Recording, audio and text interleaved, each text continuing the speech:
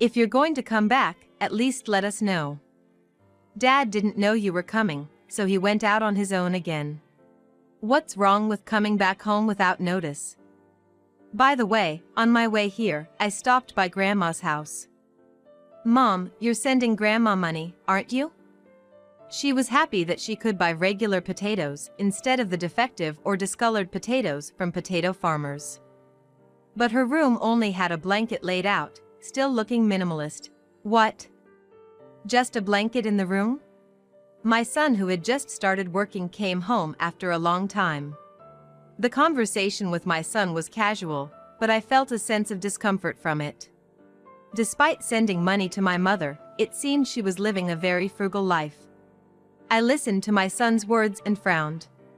Then, perhaps because my son had stopped by, my mother called right then. Hello, Nick just came to my house a while ago. Yes, he's here at our house now. I see. So, we talked about the money you've been sending. I thought I should thank you properly. Thank you for always sending $20. Because of that, I can eat potatoes. What? $20? I'm sending $2,000, though. What do you mean $20? Huh? $2,000? But I only received $20. If what my mother was saying was true, then $1,980 was going somewhere else than to my mother. This was serious.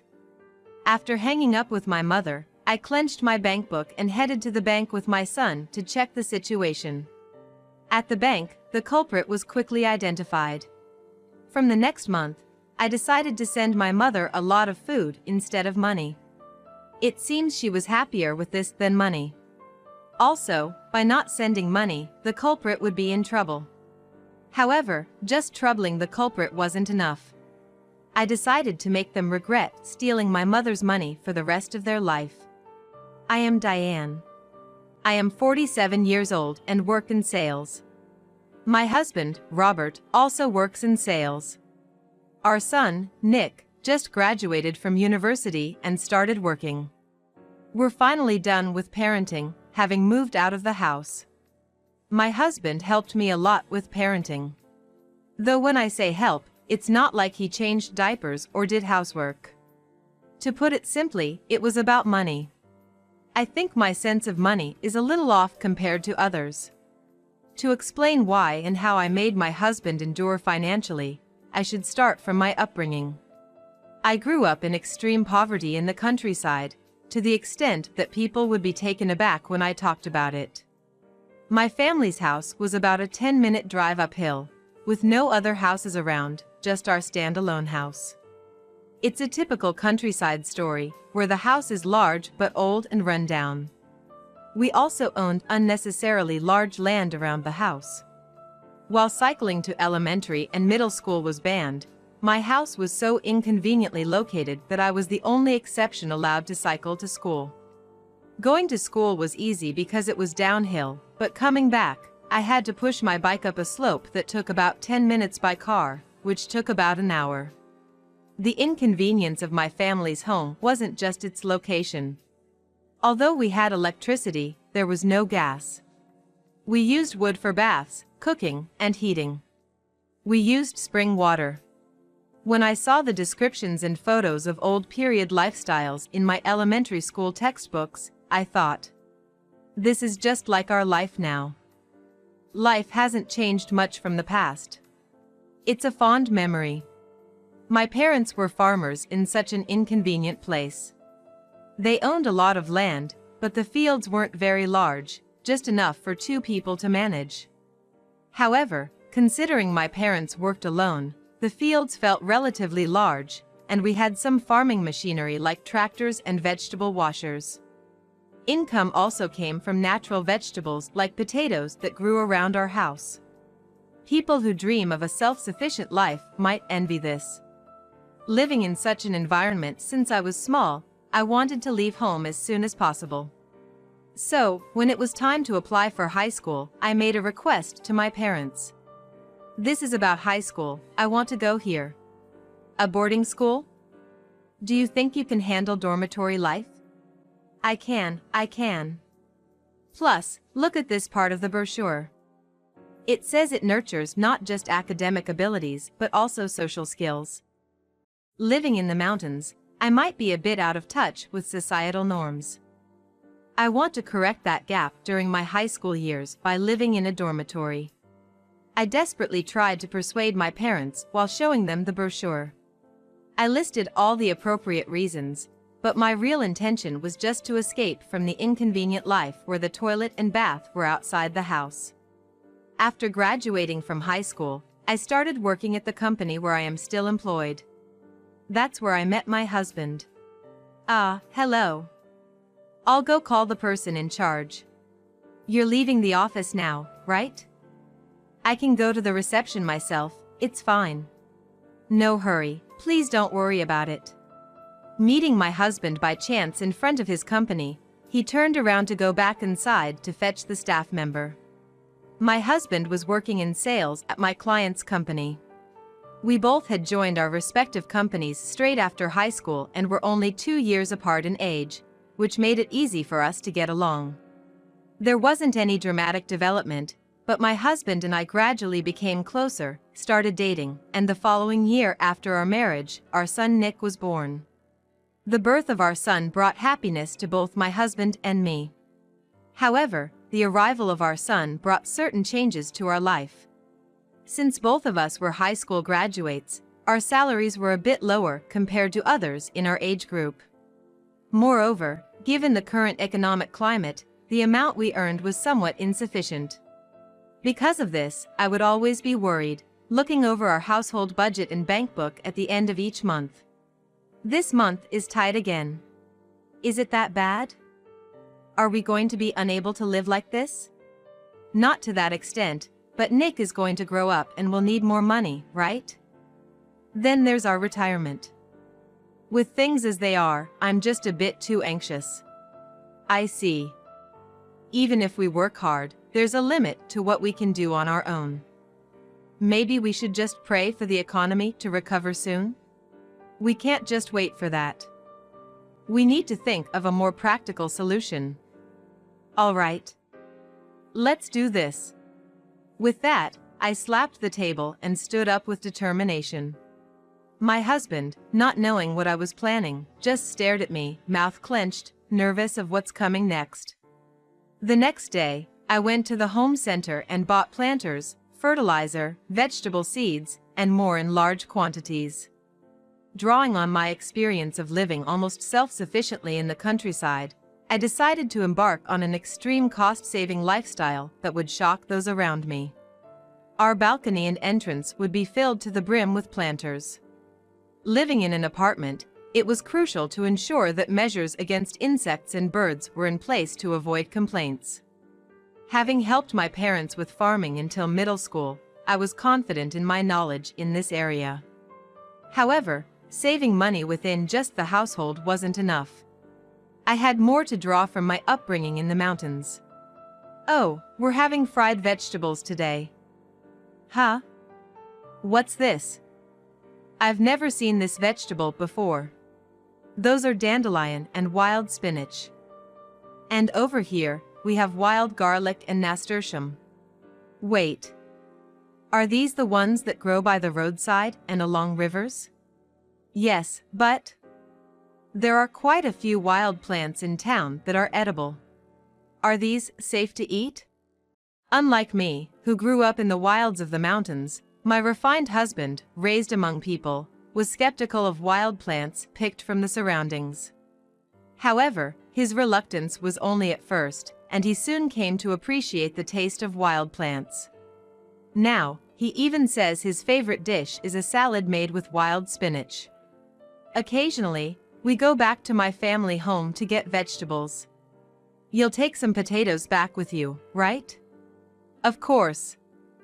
Can I take the whole basket? I took a generous amount of long-lasting vegetables. Even when dealing with my mother, it's embarrassing to say we'll eat all the vegetables we receive by ourselves. Therefore, I always lied about sharing them with my mom friends. When we visit my hometown, we also stop by the local corn farmers, mushroom farms, and poultry farms on our way back. In our area, we have acquaintances who have always given us discounted products with minor issues. At home, we naturally save on electricity and gas. Clothes, appliances, and furniture are primarily bought from recycle shops. Of course, I've had to ask Robert to forego personal allowances. Thanks to our thorough saving efforts, we've started to save a bit of money, and I no longer have to fret over our bank book at the end of each month. However, Robert seemed a bit constrained by our extreme saving lifestyle. Now that we're getting a bit more financial leeway, do we need to keep this up? Maybe it's okay to buy new clothes once in a while? We do buy new ones for birthdays and Christmas, don't we? Yeah, but isn't twice a year a bit too infrequent? And even then, it's just a pair of jeans or a jacket, right? I too wish I could buy more clothes or cosmetics, and I'd like to visit the hair salon more often. But even if we have a bit more leeway, a large expense can quickly drain our funds. Let's endure until Nick can stand on his own. Robert seemed reluctantly convinced by my words. Sometimes I think I might be going too far. However, I don't want Nick to experience any hardship, so I prefer to maintain our level of savings. Besides, if Nick becomes independent and we have extra money that can be used for our retirement. Saving is also for our sake, so I need Robert to endure this. Fast forward about 20 years. Nick has graduated from university and found a job. He's moved out, marking the end of our parenting duties. Now, it's just Robert and me, enjoying our life as a couple. Now that Nick is independent, my allowance is going up to $400 a month. That's double what it used to be. No more losing all my allowance for social meals. I'm sorry for making you feel restricted all these years. But thanks to that, we've managed to save a decent amount of money. Maybe we can afford to indulge a little bit more now. Really? In that case, I have a request. Upon hearing my words, Robert's face lit up with excitement, as if he had been waiting for this moment. It seems he's been holding back on something for a long time. Actually, I've been wanting a motorcycle. I had to give it up when Nick was born, thinking I'd never ride again. But I want to start riding again. A motorcycle sounds more than just a little luxury. How much are we talking about? This one, right here. This is what I want. Robert seemed to have prepared to persuade me from the start, pulling out a flyer from a nearby motorcycle shop. When I looked at the motorcycle he was pointing to, I was shocked by the price. What? This is $12,000 for a used one? I've endured over 20 years of saving. Surely, this much is okay, right? Well, we can buy it, but just wait a bit. Given the amount, let's consider it a little more. You said we could buy it, right? I'm counting on you to seriously consider it. Robert seemed almost certain he had my permission. I plan to formally agree soon. However, if we wait a while, he might calm down and think a cheaper motorcycle might be okay. Hoping to save a bit more on the motorcycle purchase, I decided to take some time to consider. But during this consideration period, an event occurred that shifted the conversation away from the motorcycle. What do you think about living with my mother? Huh? Live together? That's a big step. But doesn't your mother dislike that idea? That may be true, but we can't leave her alone in that house, can we? If something happens, no one will notice, and even if they do, they won't be able to get there quickly. But we have to consider your mother's feelings. She said she doesn't want to leave the place she's lived her whole life. She also says she doesn't want to bother us. See? If we force her to come, she'll just end up worrying about bothering us. But when I proposed living with my mother to Robert, his reply seemed agreeable on the surface but reluctant at heart. The sudden discussion about living with my mother was due to my father's passing. With my father gone, my mother was left alone in the mountains. My mother is 75 years old and no longer able to drive a car. This makes even going shopping difficult for her. Additionally, she has retired from work and is living on her pension. Given these circumstances, I couldn't let my mother live alone in the mountains, so I suggested that she live with us. However, she was against the idea of living together. It would have been somewhat acceptable if we could rebuild the dilapidated house into a modern, convenient home, but our financially strapped family likely couldn't afford it. Considering the small inheritance left by my father, I had everything transferred to my mother. After that, she began living alone, which worried me greatly. After some time, due to my concerns for her, I decided to suggest a compromise. Hey, Mom. You don't have to live with us if you don't want to leave this area, but could you at least move down from the mountain? It seems the rent for municipal housing is based on income. You're not working anymore, right? So, I think you could live there with cheaper price. Plus, I believe it would be much more comfortable there. I'm fine with this house, but if you're that worried, maybe I should consider it. My mother looked around the room with a slightly sad expression before agreeing to my compromise. I was worried about how quickly the move could happen, but the process and move went smoothly. My parents had lived in this area for a long time and were known at the local office due to their farming activities. The officials knew an elderly person was living in an inconvenient location in the mountains and seemed concerned, which helped expedite the process. However, I was a bit concerned when I found out the rent was $200, slightly higher than I was told during my initial inquiry. Still, it was affordable. This should be manageable for my mother, and if she needed a stipend, it wouldn't have to be a large amount. I felt relieved that my mother's situation was resolved for the moment. However, after the move, I realized I had overlooked something significant. Huh? Mom, is this all your stuff? Can you live with just this? Huh? This is plenty for living. The stove lights up quickly, and I can take a bath anytime. It's convenient, isn't it? I don't lack anything for living. But, surely, this is too little stuff. My mother didn't understand what I found puzzling, looking at me curiously. The only things she brought with her were clothes and a blanket.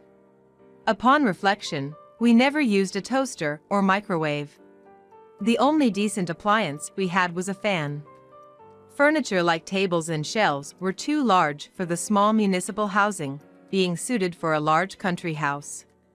Thus, the new home had no furniture, with only a blanket laid out in the middle of the room. It seemed we needed to start by gathering essential living supplies for my mother's new life. However, it didn't seem like she had the financial means to purchase all the necessary appliances and furniture at once. There would also be the cost of demolishing the old house. With a heavy heart, I approached my husband with another difficult request. I'm thinking of sending a stipend to my mother. I heard before.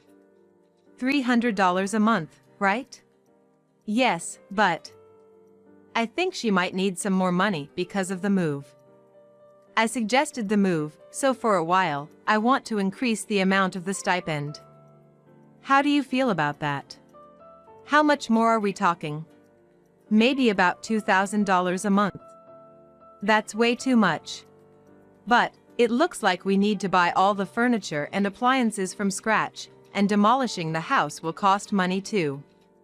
But it's not forever, just for 6 months. After that, it'll be $300 a month, and I'll pay for the 6-month stipend from my salary.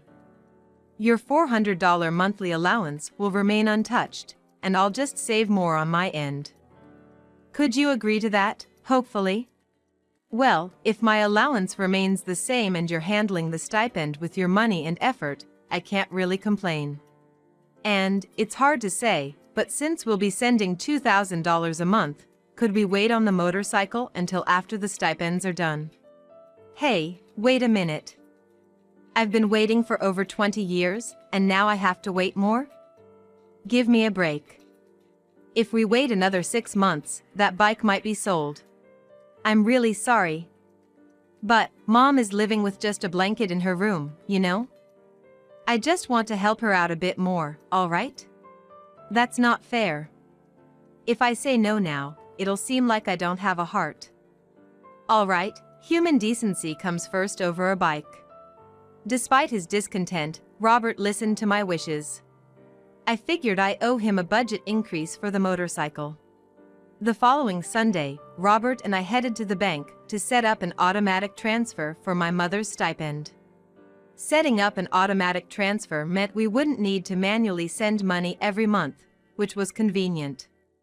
Although I had researched what we needed beforehand, I had never set up an automatic transfer before, so I was a bit lost. A bank staff member approached us, and after explaining our situation, they provided us with an automatic transfer application form and directed us to a table at the corner of the bank. What do I write here? This side is your account, and this is your mother's, right? Oh, right, you figured it out quickly. Well, it says account right there. Anyone would understand. Just read it properly. After some struggle and nagging from Robert, I finally managed to complete the application form. Writing such formal documents always tires me out. Good job. I'll submit it for you. Noticing my exhaustion, Robert kindly offered to submit the form for me. Excuse me, we've completed the form. I could hear Robert speaking. He handed the completed form to the staff member. Soon after, he returned to the table. All set. Because the amount is $2,000, it might appear as 2 transactions when it's booked. Also, we can change the transfer amount via the website or app. I've learned how to do it, so just let me know when you need to make changes. I'll handle it. Okay, thank you. I'll leave it to you. Robert quickly explained several other details. Feeling tired and unable to process much information, I trusted that Robert had understood everything, so I let his words wash over me. On the day of the first stipend transfer to my mother next month, I checked our bank book to ensure the money was successfully sent. Seeing the words, "Automatic transfer," printed in the book was a relief. The amount was split into $1,980 and $20, making a total of $2,000, which was correct. I also checked for other transactions. Then, I noticed an increase in the insurance premium withdrawal. It was supposed to be for our car insurance. I usually leave car matters to Robert and don't get involved much. However, an increase in the insurance premium required my attention. It looks like the car insurance premium has gone up. Did something happen? Insurance? Oh, I reviewed it and enhanced our coverage. We're nearing 50, right? The risk of accidents increases, and we hadn't reviewed our insurance for a while, so when the sales call came, I decided to upgrade. Oh, I see. I was worried Robert might have been in an accident, but thankfully that wasn't the case. It's good nothing happened. My concern about an accident stemmed from Robert starting to go out alone more often after our son left home and he began receiving a $400 monthly allowance.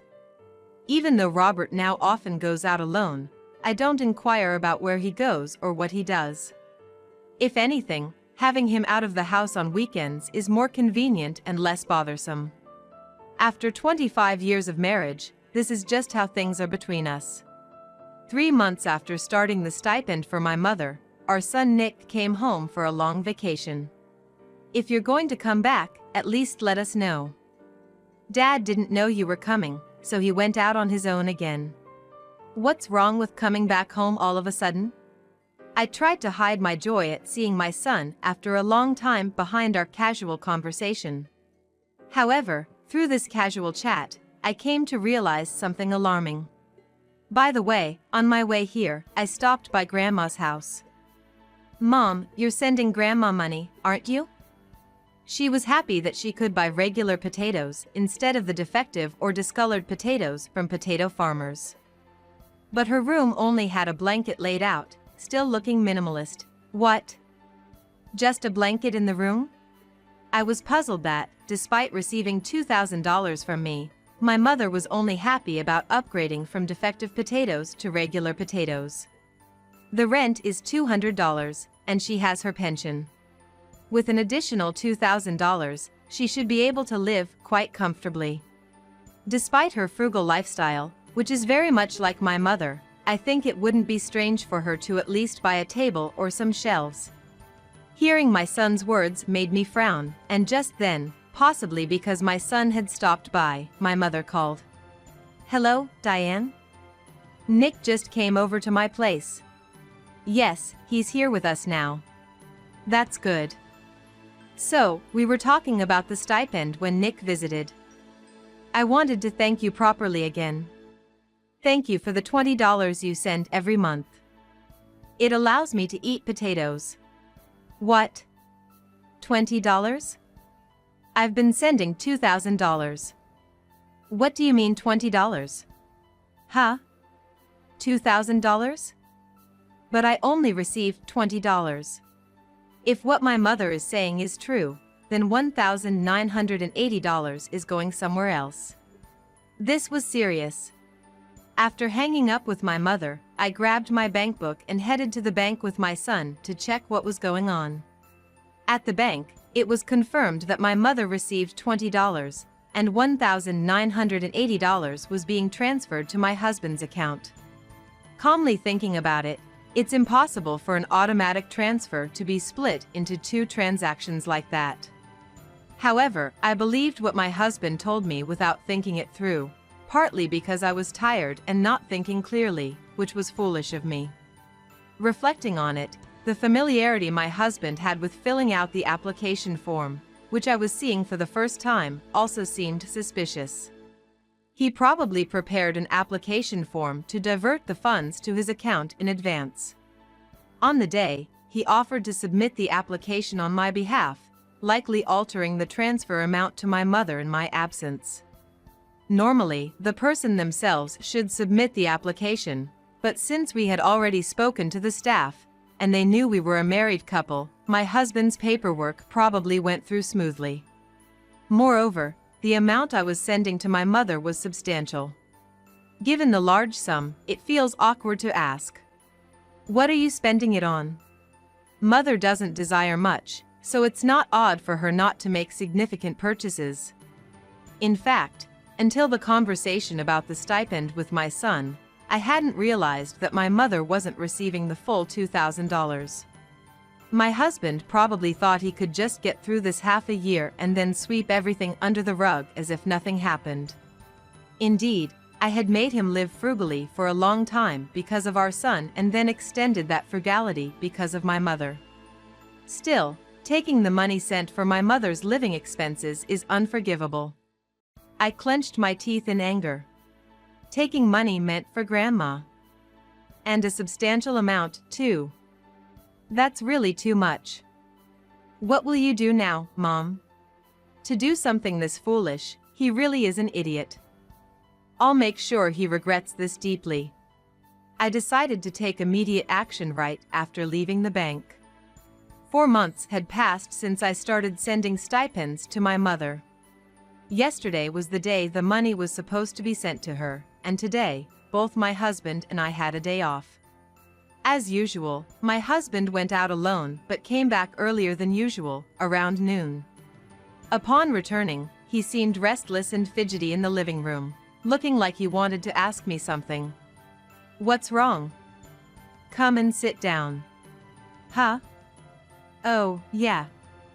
So, do you know anything?" As he sat down on the living room sofa, my husband asked me a question that seemed difficult for him to articulate. However, knowing why he was so anxious, I could respond. "I know.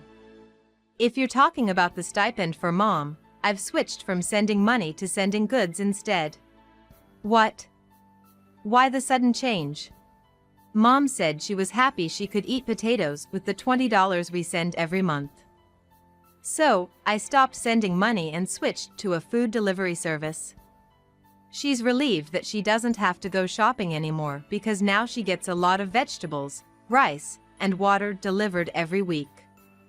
When I think about it, Mom, who almost lived self-sufficiently, probably didn't need $2,000 a month after all. Is that a problem? $20 a month. So, you found out, huh? Yes. Last month, when Nick visited us, my husband turned pale, realizing his scheme to divert my mother's stipend had been discovered. But his secrets didn't end there. I also know that you used the money you took from Mom's stipend to buy a motorcycle. What? You know about that too? Before we started sending stipends to Mom, you were eyeing that bike, showing me flyers from the local bike shop, remember? I went to the shop and told them I was your wife, and they told me everything. Like how you bought a bike for $12,000, that it's kept in a rental garage, and how you requested them not to mail service notifications but to call you instead. Damn it. Why would they spill everything like that? How did you even remember the flyer? I forgot, actually. But, when we went to the bank and I saw the car insurance payment had gone up, I remembered. Then it clicked that the insurance hike was because of the bike. You started going out alone because you were riding the bike, weren't you? I'm sorry. I thought the bike would be sold if I didn't hurry. I was planning to pay back the money, eventually. That's what people who never plan to pay back always say. I will pay it back. So, give me the $1,980 for this month. The bike is on a 6-month installment of $2,000 each, so it would be inconvenient for you if the stipend stops, wouldn't it? Exactly. I can't make a payment of $2,000 with my allowance. Well, if you can't pay, you might have to sell it, right? Don't say that. I finally got the bike. Robert is clearly panicking at the prospect of having to give up his newly acquired bike. However, he has more to worry about. My anger won't be satisfied just by taking the bike from him. Well, assuming the bike has to be sold because you can't make the payments, you'll still be in for a long haul of hell, won't you? What do you mean? I heard from the bike shop that if you decide to sell the bike, you'll get about 40 to 50% of the amount. So, if you sell the bike now, considering you've paid half of it over 3 months, almost no payment would be left. But, I'll make sure you pay back the $6,000 you stole from Mom. You said it yourself earlier, I will pay it back. Of course, I'll pay it back. Then, we'll use your entire $400 allowance for repayment, how about that? Wait. That means I won't have any allowance for over a year? That's impossible. I have to go out for meals with colleagues and such. Make it half then. Let's say $200 for the allowance and $200 for repayment. Why should you, who stole Mom's stipend, get to make demands? You're not in a position to negotiate terms. I intimidated my husband into submission with a stern look. Clearly at fault, he couldn't argue back and was left speechless. However, leaving him with zero allowance seemed a bit harsh, and refusing social meals might affect his work. All right, I'll settle for $200. Really? Thanks. Don't misunderstand. This isn't about splitting it into $200 for allowance and $200 for repayment. What do you mean? It's an advance on your future allowance. This month's $400 allowance will be considered as repayment. The $200 I'm giving you is from your allowance over a year from now. How does borrowing in advance cut my allowance in half to $200? It's not next month's advance, it's an advance from over a year in the future. A little penalty for what you've done, don't you think? But that means even after repaying the $6,000. Yes, it means you're always in advance for over a year's allowance, so you're perpetually on a $200 allowance. However, if you manage to save up 15 months' worth of not receiving an allowance, you can return to the $400 allowance. How's that? Depending on your effort, you can get back to your regular allowance sooner, so it's a good plan, isn't it? All right, let's go with that. With this, I've managed to take the bike away from Robert, recover the stolen money, and cut his monthly allowance from $400 to $200. When our son was home, Robert's allowance was barely sufficient at $200. Thus, creating a month without an allowance would be nearly impossible for him. It's almost certain he'll be living on a $200 allowance for life. Robert is disappointed about returning to a $200 allowance, wondering why he thought it was okay to buy the bike if he just endured the half-year period of the $2,000 stipend. He must have really wanted that bike. However, I can't let him be too upset over a mere $200 allowance. I relish the thought of him falling into the trap I set. He'll realize he's been ensnared a bit later. After returning to a $200 allowance, 3 months have passed. Robert's allowance has further decreased. When our son was around, his allowance was a tight $200. But after our son left, it increased to $400. Additionally, after skimming off my mother's stipend to buy the bike he desired, he had tasted luxury. Having experienced such luxuries, a $200 allowance was nowhere near enough for him. He started saying $200 wasn't sufficient, so I gave him an additional $100 as an advance on an advance, making it half. However, he still said it wasn't enough, but I couldn't allow an advance on an advance of an advance. So, after spending the $200, I would give him another $100, but then he wouldn't receive the next month's allowance. It's a bit complicated, but essentially, Robert is living on $300 every 2 months. Without creating a no allowance month, he can never return to the $400 allowance, but I know that's impossible for him now. As a consequence for stealing my mother's money, he will spend the rest of his life on a bi-monthly allowance of $300.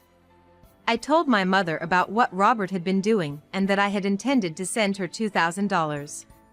However, she said she didn't need the money. It turns out my parents weren't living in poverty in the mountains by necessity but by choice. They didn't have a large income, but it was average. Even my savings efforts led to a little accumulation. Moreover, my parents' long-term frugality seems to have resulted in a significant savings account. Additionally, after my father passed away, they sold the land. The sale price was modest, but it was still land, amounting to several tens of thousands. I figured the slight increase in my mother's housing rent was due to her assets. Now, I'm saving money by reducing Robert's allowance and continuing to live frugally, inspired by my mother. The pace of our savings is looking good. As I looked over our bank book, I felt relieved thinking we don't have to worry too much about our retirement.